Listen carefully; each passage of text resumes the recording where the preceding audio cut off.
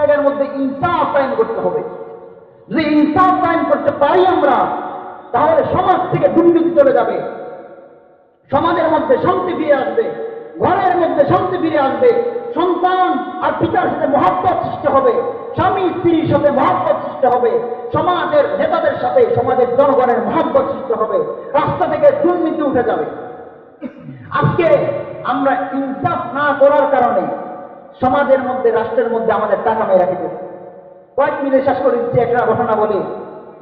আজকে আমাদের সমাজের অবস্থা, এক ব্যক্তি, এক দরিদ্র ব্যক্তি আর এক বড়লোক ব্যক্তি।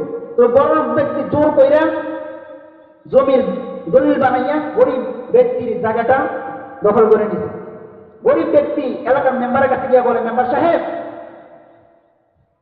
অমুক বড় লোক তো আমার জায়গাটা দখল করে নিছে, আপনি যদি আমার জায়গাটা আমার নিয়ে দিতেন।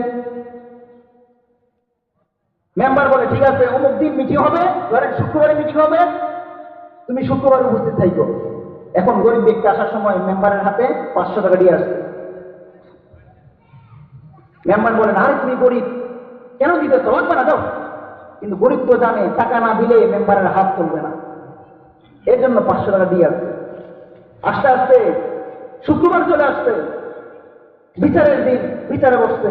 গরিব ব্যক্তি ভাবতেছে, হ্যাঁ, বিচার তো আমার পক্ষে আসবে, আমার জায়গাটা আমি পাবো। কিন্তু দেখা যাইতেছে বিচারের রায় বড় লোকের পক্ষে চলে গেছে। এখন গরিব যাইয়া পাশ দিয়ে খোঁচাইতেছে, বুঝাইতেছে, আপনারা 500 টাকা দিচ্ছি, আপনি আমার পক্ষে রায় দিবেন, তার পক্ষে কেন দিলেন? এবার ওই মেম্বার তো তারই করতে পারে না, তুমি দিচ্ছ কম, সে দিচ্ছে বেশি।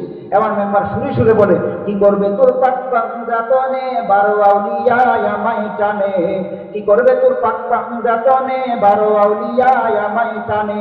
বুঝাতে চাইতেছে, আরে তোমার 500 টাকা আমার কি করবে, সে তো আমার 1200 টাকা দিচ্ছে।